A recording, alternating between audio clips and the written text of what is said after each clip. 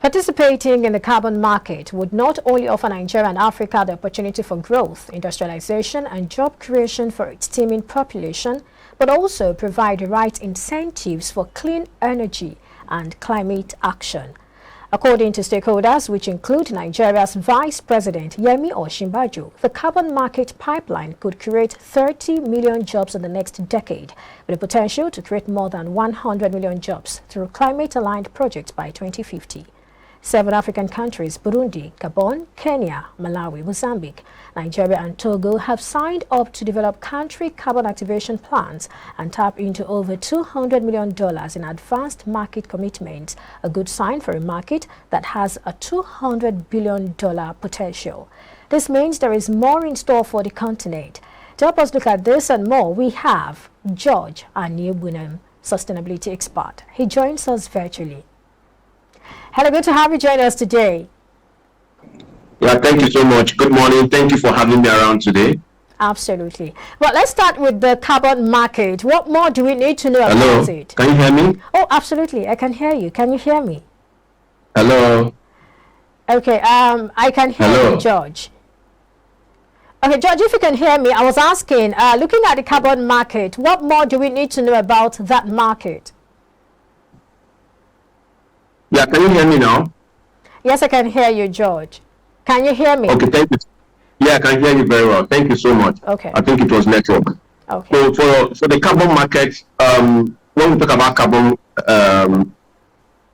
carbon finance or carbon markets, we are just talking about those investments that are required to cut down greenhouse gas emissions.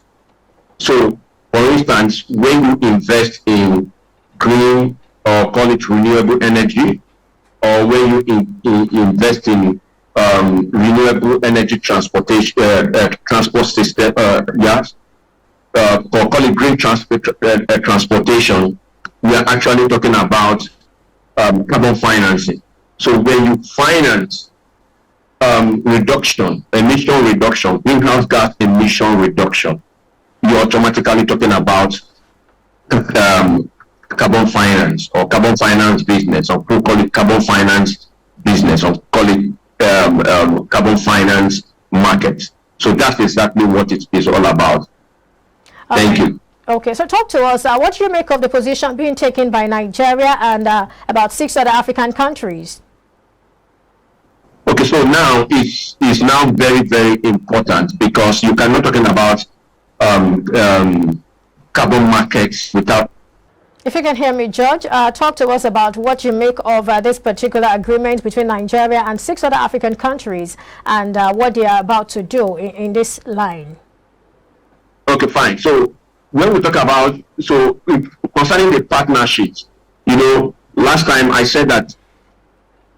All right, we'll take a break now. When we come back, we'll continue the conversation. Stay with us. We'll be right back.